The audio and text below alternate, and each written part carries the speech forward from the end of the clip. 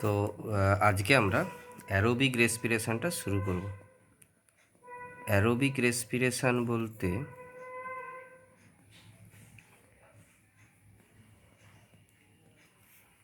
Aerobic রেসপিরেশনের 4টে step. First হচ্ছে glycolysis,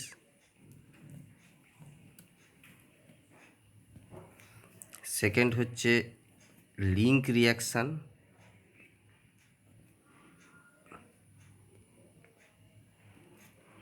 third হচ্ছে Krebs cycle,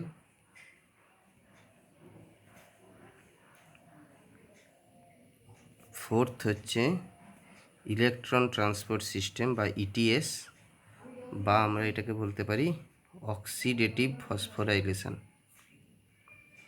এই 4টে স্টেপ সম্পর্কে আমরা আজকে আলোচনা করব। ওকে, তো ফার্স্ট আসছি তাহলে গ্লাইকোলাইসিস। গ্লাইকোলাইসিস কথাটার মধ্যে এসছে একটা গ্রিক ওয়ার্ড গ্লাইকোস, যেটার মানে হচ্ছে সুগার, আর একটা হচ্ছে লাইসিস, যার মানে হচ্ছে স্প্লিটিং বা ব্রেকিং বা ডিসলিউশন। ওকে, তো গ্লাইকোলাইসিসের যে স্টেপগুলো আছে সেই স্টেপগুলো 3জন বিজ্ঞানী, গুস্টভ এমবডেন, ওটো মেয়ারহফ এবং যে পার্নাস, এই 3জন সায়েন্টিস্ট প্রথমে এটা ডিসকভার করেন। সেই জন্য এই স্টেপটাকে বলা হয় এমবডেন মেয়ারহফ পার্নাস বা ইএমপি পাথওয়ে। হয়েছে, এটা এর অকারেন্স হচ্ছে, এটা হয় মূলত cytoplasm of all living tissue.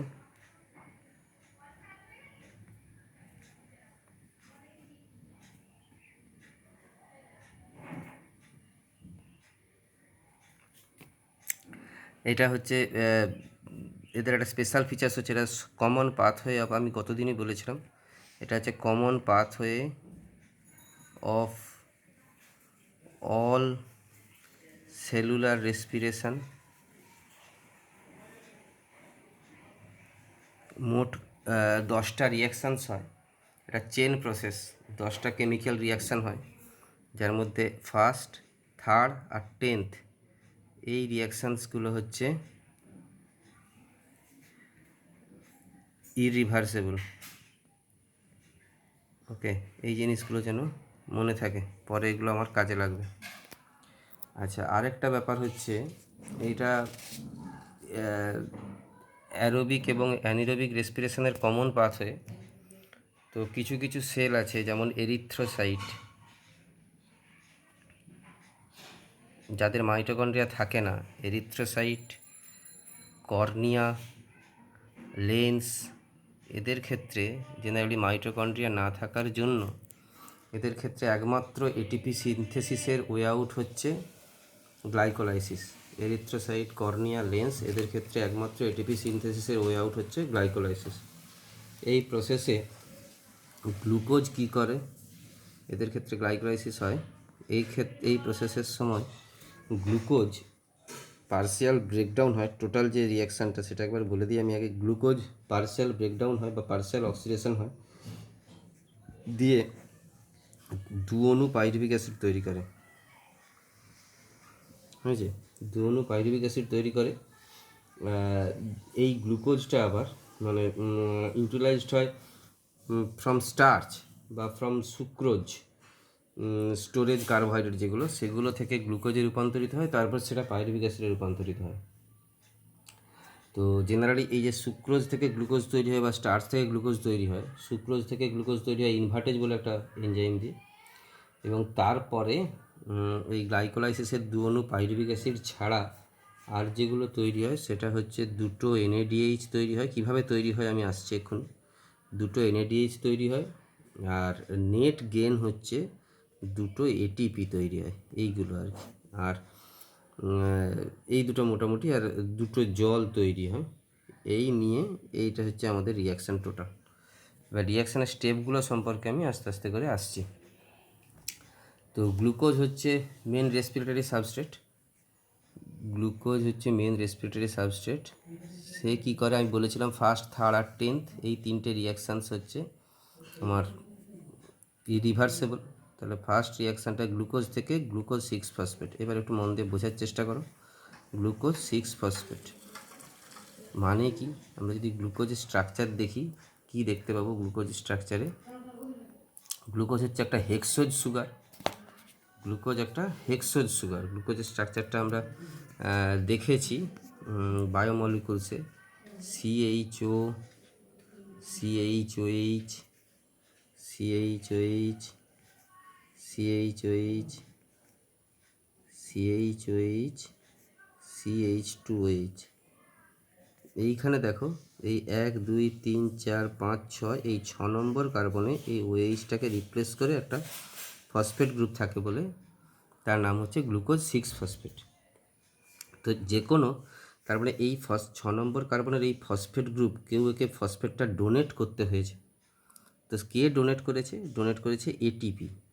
ATP যদি একে ফসফেট দিয়ে দেয়, তাহলে অ্যাডিনোসিন ট্রাইফসফেট থেকে সে তৈরি করবে কি? এডিপি। অ্যাডিনোসিন ট্রাইফসফেট থেকে সে তৈরি করবে এডিপি।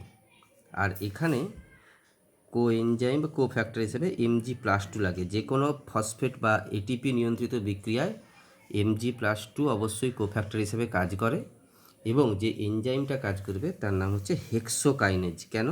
আমি এনজাইমের নামকরণের সময় বলেছিলাম কার উপর কাজ করছে, এটা একটা হেক্সোজ সুগার, কার ওপর কাজ করছে এবং কি কাজ করছে। যেহেতু কাইনেটিক এনার্জির চেঞ্জ ঘটাচ্ছে, সেই জন্য এটাকে বলা হয়, এনজাইমটার নাম হচ্ছে হেক্সোকাইনেজ। কী বললাম? এনজাইমটার নাম হেক্সোকাইনেজ। হেক্সোজ সুগার আর কাইনেটিক এনার্জির চেঞ্জ ঘটাচ্ছে বলে এটাকে বলা হয় হেক্সোকাইনেজ। এটা একটা ইরিভার্সিবল রিয়াকশান, যেখানে এটিপির ফসফেটটা একটা অ্যাকসেপ্টার দ্বারা অ্যাকসেপ্টেড হয়ে এটিপিটাকে এডিপিতে তৈরি করে। যেহেতু হেক্সোকাইনেজ, আমরা এনজাইমটার নাম বললাম, এটা জেনারেল সমস্ত সেলের ক্ষেত্রে এটা হেক্সোকাইনেজ, শুধুমাত্র লিভারের ক্ষেত্রে এর নাম হয় গ্লুকোকাইনেজ। তো এই হেক্সোকাইনেজ বা গ্লুকোকাইনেজ এটাকে বলা হয় ফার্স্ট প্রাইমিং রিয়াকশানস। কী বলা হয়? First priming reactions. কিন্তু এটা একটা একমুখী বিক্রিয়া, ঠিক আছে? তো গ্লুকোজ 6-ফসফেট থেকে তৈরি হয়, এটা একটা দ্বিমুখী বিক্রিয়ায় তৈরি হয় ফ্রুক্টোজ 6-ফসফেট। ফ্রুক্টোজ 6-ফসফেট। এখন গ্লুকোজ আর ফ্রুক্টোজ হচ্ছে পরস্পর আইসোমার, আমরা জানি। তো সেক্ষেত্রে তাহলে আমরা এনজাইমটার কি নাম বলবো? ফসফেট গ্রুপ আছে বলে hexose sugar, Hexo isomerase, Hexo isomerase, ঠিক আছে? তাহলে ফ্রুক্টোজ 6-ফসফেট থেকে আমি বলেছিলাম 3 নম্বর রিয়াকশান একমুখী, তৈরি হবে ফ্রুক্টোজ 1,6-বিস-ফসফেট। ফ্রুক্টোজ 1,6-বিস-ফসফেট। একই রকমভাবে ফ্রুক্টোজের 6 নম্বরে একটা ফসফেট গ্রুপ ছিল, এইবার হলো 1 নম্বরে একটা ফসফেট গ্রুপ আর 6 নম্বর কার্বনে একটা ফসফেট গ্রুপ। তাহলে একই রকমভাবে কেউ একে আবার একটা ফসফেট গ্রুপ দান করেছে। সেই ফসফেট গ্রুপটা কে দান করেছে? না এটিপি দান করেছে, দিয়ে সে হয়ে গেছে এডিপি। তাহলে ফ্রুক্টোজ 6-ফসফেট থেকে তৈরি হয়ে গেছে ফ্রুক্টোজ 1,6-বিস-ফসফেট। তার মানে এখানে অবশ্যই Mg+2 আছে। শুধু তাই নয়, তাহলে এখানে এনজাইমটা কী হবে? একই রকমভাবে যেহেতু ফ্রুক্টোজ সাবস্ট্রেট, সেই জন্য ফ্রুক্টোকাইনেজ, ফসফোফ্রুক্টোকাইনেজ। তাহলে এইটাকে যদি আমরা ফার্স্ট প্রাইমিং রিয়াকশানস বলি, এই রিয়াকশানটাকে যদি আমরা বলি ফার্স্ট প্রাইমিং রিয়াকশান, তাহলে অবভিয়াসলি এখানটাকে আমরা বলতে পারবো সেকেন্ড প্রাইমিং রিয়াকশান।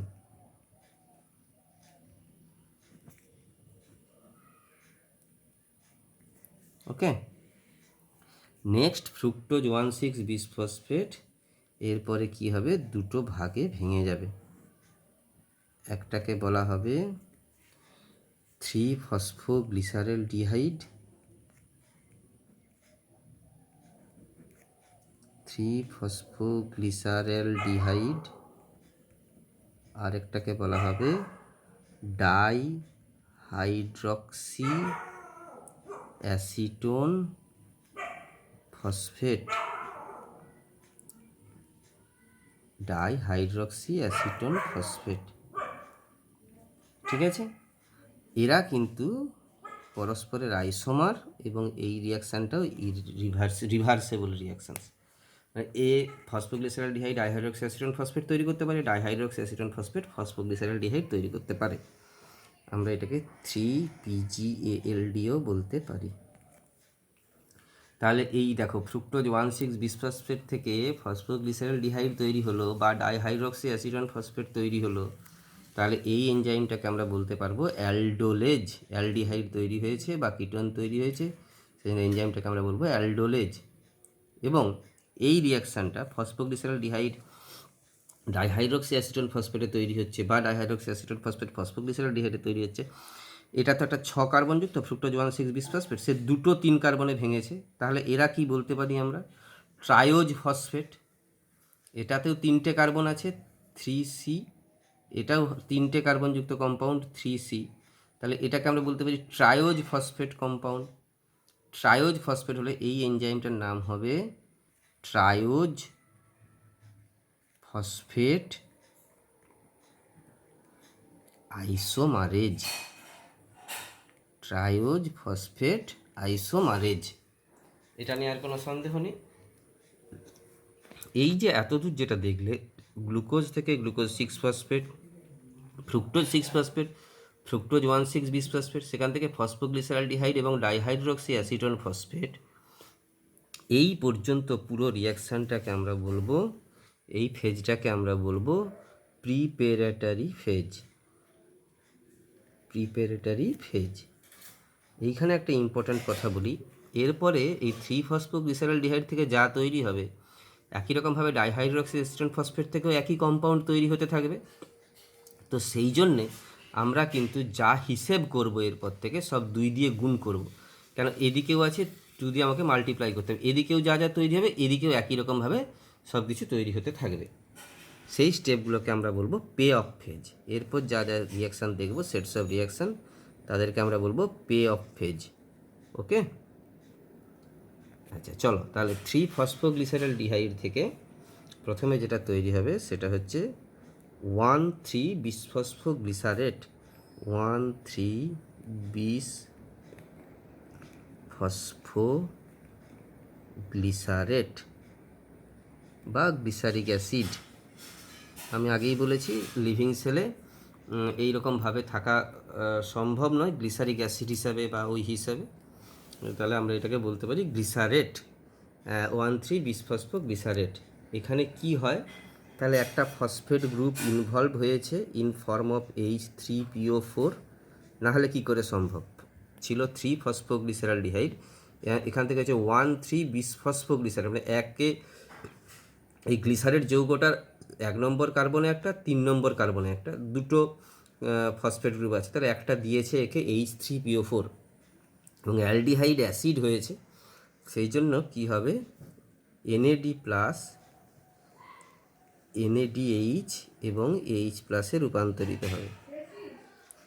এবং এই ধরনের বিক্রিয়ায় যে এনজাইমটা হয় তার নাম হয় সবসময় ডিহাইড্রোজিনেজ। এনজাইমটার নাম হয় ডিহাইড্রোজিনেজ।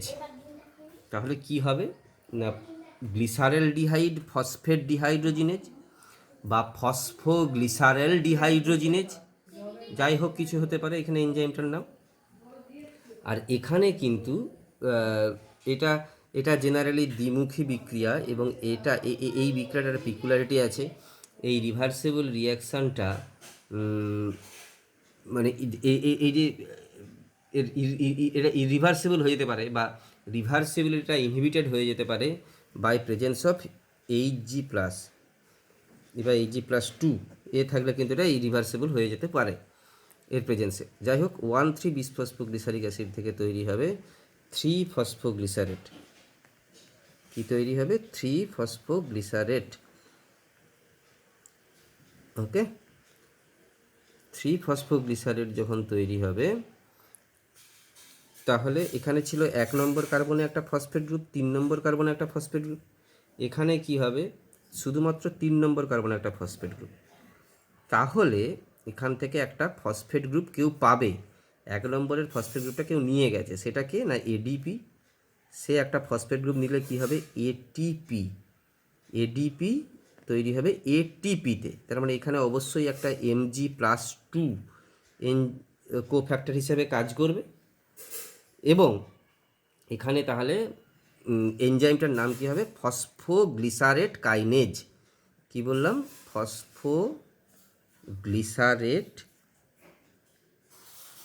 ফসফোগ্লিসারেট কাইনেজ বলে একটা এনজাইম এখানে ইনভলভ হবে। তাহলে এখানে কিন্তু এডিপি যে এটিপিটাকে পেল, সেটা হচ্ছে একটা সাবস্ট্রেটের ফসফেট গ্রুপকে। এর 1 নম্বর কার্বনের যে ফসফেট গ্রুপ, সেটা এডিপি নিয়ে এটিপিতে রূপান্তরিত হলো। সেই জন্যে আমরা এটাকে বলতে পারি, এই ফসফোরাইলেশনকে বলতে পারি, মানে এডিপির সঙ্গে ইনঅর্গানিক ফসফেট যুক্ত হয়ে বা অর্গানিক ফসফেট যুক্ত হয়ে এটিপি তৈরি হওয়াকে তো আমরা ফসফোরাইলেশন বলি। তাহলে এই ধরনের ফসফোরাইলেশনকে আমরা বলতে পারি সাবস্ট্রেট লেভেল ফসফোরাইলেশন। কি বলতে পারি, সাবস্ট্রেট লেভেল ফসফোরাইলেশন। এরপরে এই 3-ফসফোগ্লিসারেট সে কি করবে না, সেও একটা বিক্রিয়ার দ্বারা সে তৈরি করবে 2-ফসফোগ্লিসারেট।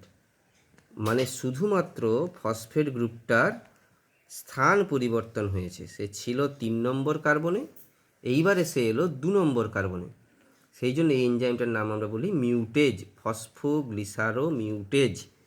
কি বলি, ফসফোগ্লিসারো মিউটেজ।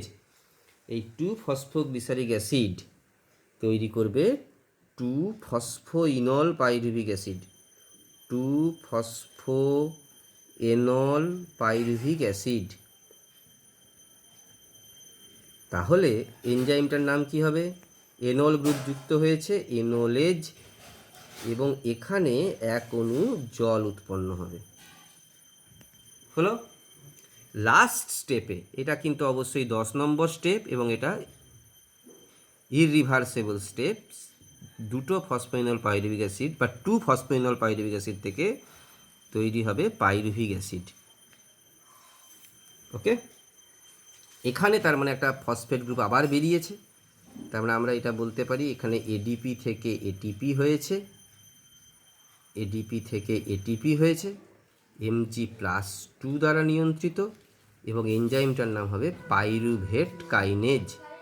কি বললাম, পাইরুভেট কাইনেজ, পাইরুভেট কাইনেজ। তাহলে আমি প্রথমে যখন পে অফ ফেজ শুরু করি, আমি তখনই বলেছিলাম তোমাদের যে যা হবে, যা উৎপন্ন হবে, আমরা সবকে আমাকে ডাবল করতে হবে। কেন কি না, এখানেও 3-ফসফোগ্লিসারলডিহাইড থেকে যেমন পাইরুভিক অ্যাসিড উৎপন্ন হবে, একই রকম প্রসেসে ডাইহাইড্রক্সি অ্যাসিটন ফসফেট থেকেও কিন্তু পাইরুভিক অ্যাসিড তৈরি হবে। মানে একই রকম সব স্টেপগুলো চলবে। তাহলে আমি তাহলে যদি এখান থেকে দেখি, আমি কি কি দেখতে পাবো, কি কি তৈরি হলো বা কি কি ঘটলো, আমি কি কি দেখতে পাবো, কি কি তৈরি হলো না, পাইরুভিক অ্যাসিড তৈরি হলো,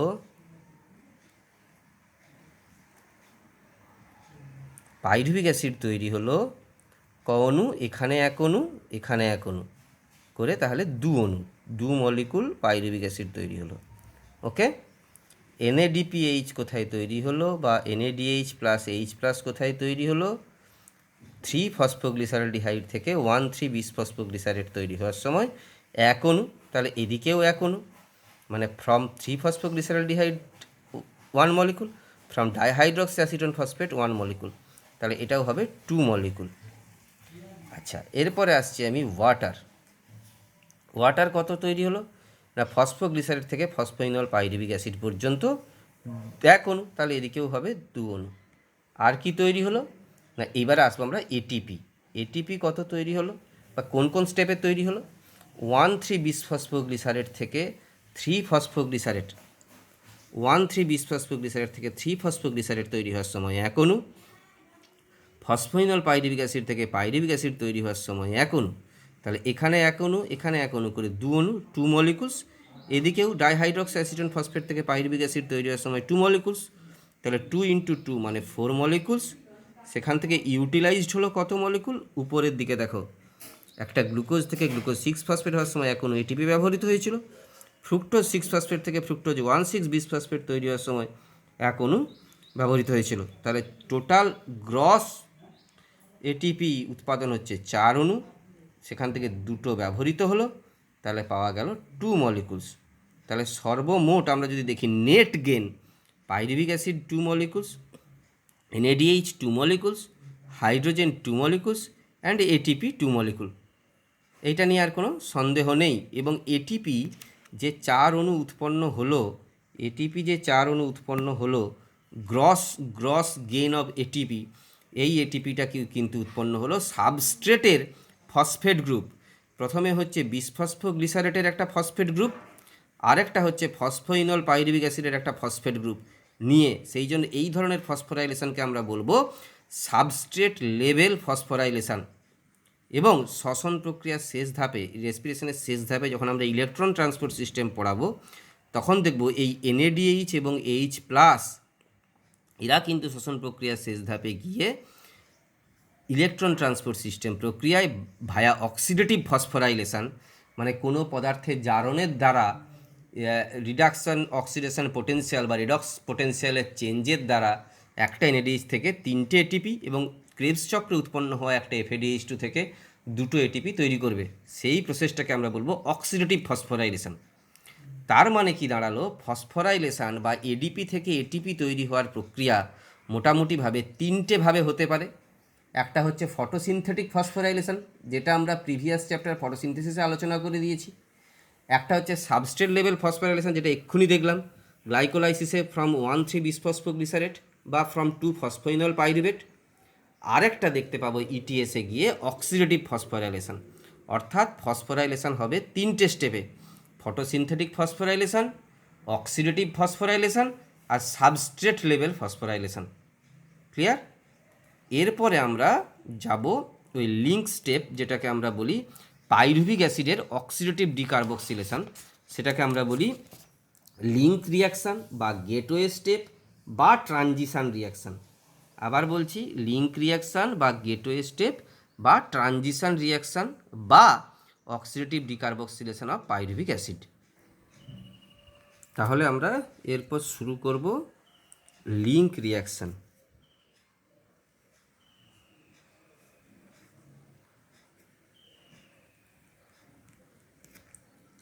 লিঙ্ক রিয়াকশান বা গেটওয়ে স্টেপ বা এটাকে আমরা বলবো transition reaction.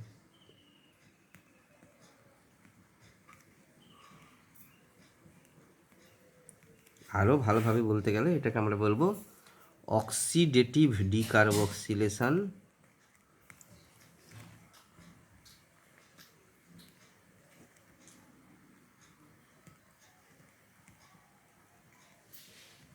Of pyruvic acid. ঠিক আছে? আচ্ছা, এটা হয় কোথায়?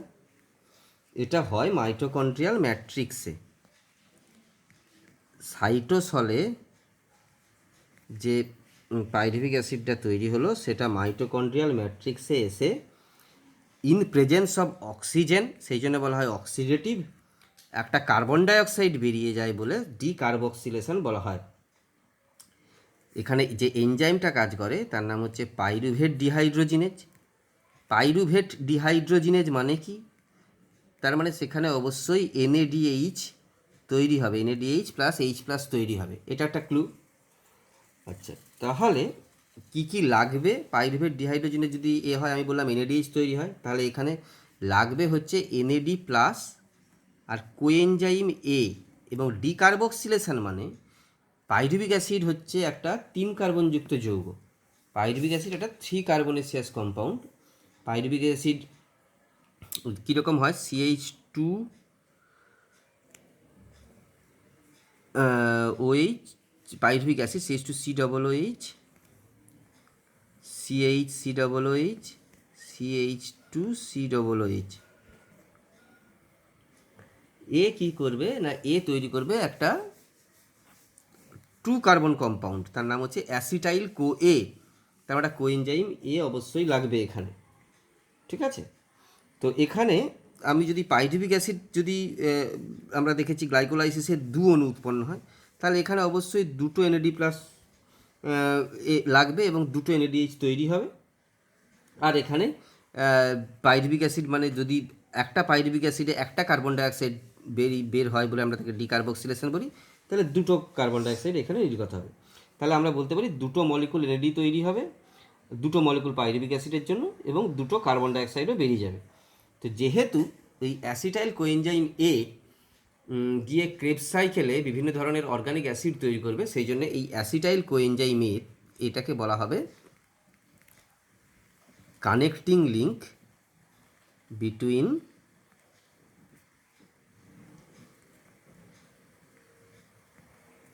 Glycolysis and Krebs cycle.